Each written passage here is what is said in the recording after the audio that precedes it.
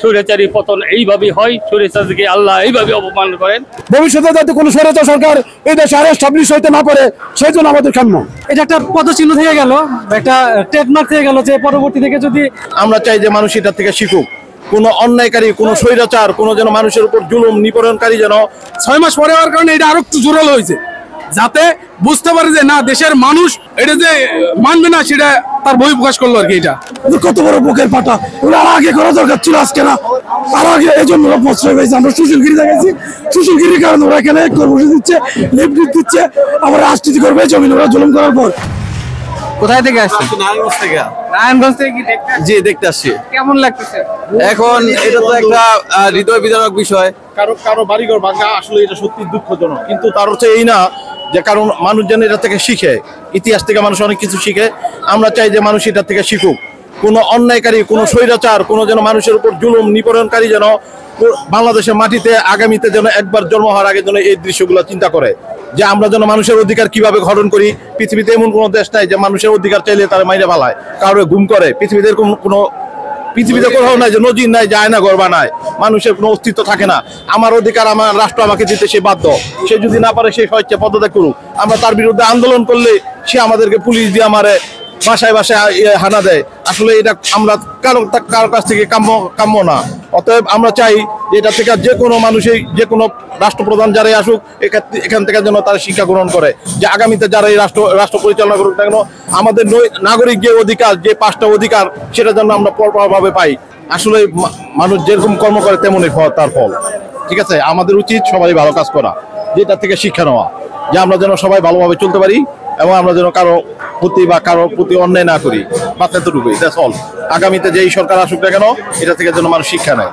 এবং আমরা চাই যে এই দেশে গণতন্ত্র ফিরে আসুক, মানুষ তার ন্যায্যতা, তার অধিকার, তার স্বচ্ছতা, তার জবাবদিহিতা পাক।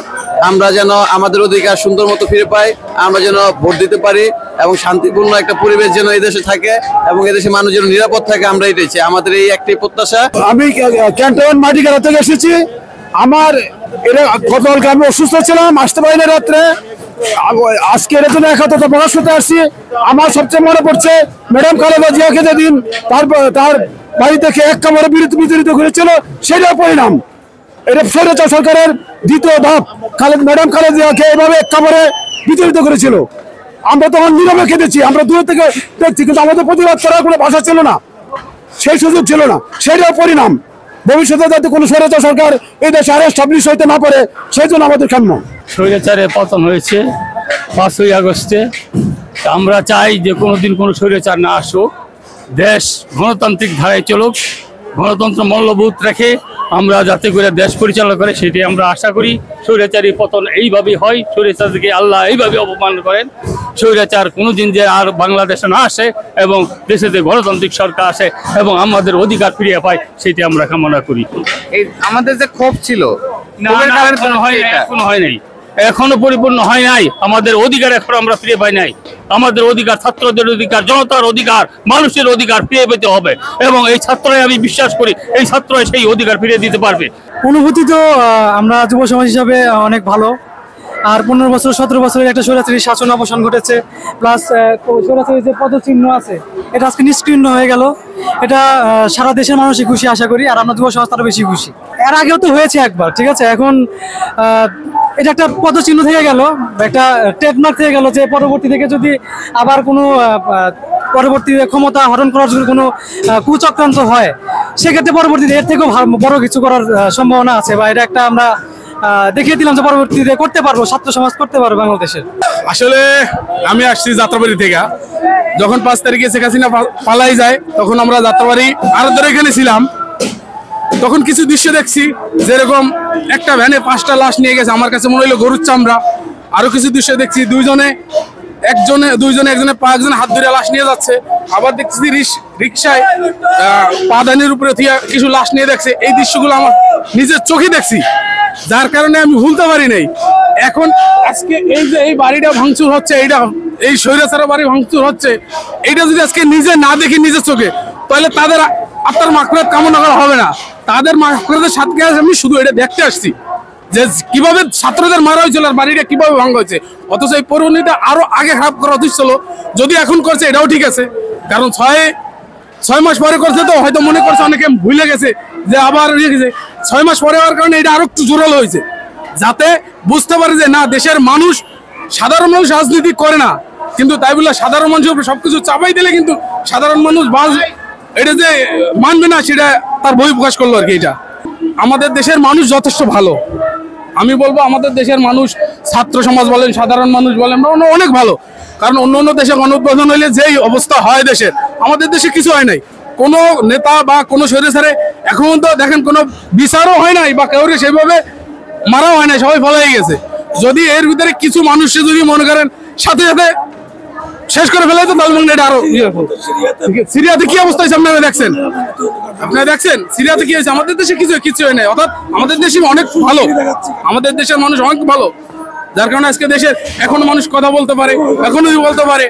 আমি খুশি হচ্ছে, ওরা হচ্ছে ফেরাউনের বংশধর, বুঝলেন, ওরা লেডি ফেরাউন শেখ হাসিনা, ওনার বংশ যেন এখানে বাংলা জমি না থাকে, কোনো চিহ্ন যেন এখানে না থাকে, ওনারা এখানে জমিনে জুলুম করছে, ওরা এই জমিনে জুলুম করছে, ওরা জালিমদের কোনো জ্ঞান যেন এখানে না থাকে। আর এগুলি কেন বলতেছি, এখানে এই ধরনের জালিম যেন আর কেউ হতে না পারে, এই জমিনে কেন এই ধরনের আচরণ কেউ করতে পারে সাধারণ মানুষের সাথে। ওরা প্রকাশ্য মানুষ হত্যা করে, ওরা আবার এখানে বিবৃতি দিচ্ছে, লিফলেট দিবে, এই দিবে, সেই দিবে, আবার এখানে রাজনীতি করতে হচ্ছে জমিনে।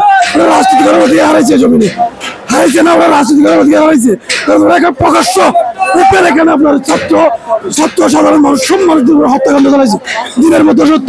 এরপর ওরা কর্মসূচি দিচ্ছে এখানে, কত বড় বুকের পাটা, ওরা আগে করা দরকার ছিল, আজকে না, 6 তারিখে করা দরকার ছিল, 6 তারিখে আমরা আসছিলাম, 6 তারিখে এটা করা দরকার ছিল, আজকে যেটা হচ্ছে এটা আর আগে এই জন্য ওরা প্রশ্রয় পেয়েছে। আমরা সুশীলগিরি দেখাইছি, সুশীলগিরির কারণে ওরা এখানে কর্মসূচি দিচ্ছে, লিফলেট দিচ্ছে, আবার রাজনীতি করবে জমিন, ওরা জুলুম করার পর ওরা কি রাজনীতি করার জন্য ওরা রাজনীতি করলো, সন্ত্রাসী করছে ওরা। 16 বছর দেখছি, আমার বয়স হচ্ছে 35, আমি দেখছি ওদের শাসন আমল, ওরা এখানে সন্ত্রাসী করছে, রাজনীতি করে দেয় জমিনে। এই জন্য আমাদের পুরো বাংলাদেশে যতগুলি ধানমন্ডির শাখা আছে, 32 নম্বর শাখা পুরো জেলায় আছে, গ্রামে আছে, সব জায়গায় হামলা করা উচিত, শুধু এখানে না, এখানে করলে শেষ হবে না, ওদের বাংলার মাটিতে উত্তর করতে হবে। অনুভূতি তো ভালো লাগতেছে, দেহে শুনে খারাপ লাগতেছে না, মনের দিকে কষ্ট লাগতেছে যে কোটি কোটি টাকার সম্পদ নষ্ট হয়ে যাচ্ছে, এইটুক। এখন যে কর্ম সেই ফল, সকালে একজনের বিকেলে আর একজনের, সে যে কথাবার্তা কইছে, কথাবার্তা ভালো হয় নাই, এই যে তার প্রতিফলন পাওয়া গেছে। এখন ওই জায়গা গরু দেশে একটা জবই, আর ওই যে মাইকি কছে ঈদ মোবারক না কি যেন পাচ্ছে, না ঈদ মোবারক করছে, এরপরে ওই গরু দেশে একটা জবই নিয়ে গেল বিরিয়ানি রান্তি, তাহলে অনুভূতি বুঝতে পারছেন, মানুষের একটা আনন্দের উল্লাস পাচ্ছে, এই আছে পরিবেশ। আর ওই যে ভারতে বসে যা করছে, ও কোনো কথার জাত না, খালি কই আর এই দেশে নষ্ট হয়ে গেছে, তো কত দরকার, যতটুক পরের দেশে আশ্রয় থাইকে কিছুই করা সম্ভব না। এই দেশে আসতে হবে, এই দেশে থাকতে হবে, এনে বসে রাজনীতি করতে হবে, তারপরে বসতে হবে। এতে দলের ভাবমূর্তি নষ্ট হয়ে গেছে, তার পরে যাইয়ে এই বাড়িটা ছিল, সে বাড়িটাও নষ্ট হয়ে গেল, শেষ, ওর বলতে আর কিছু থাকলো না।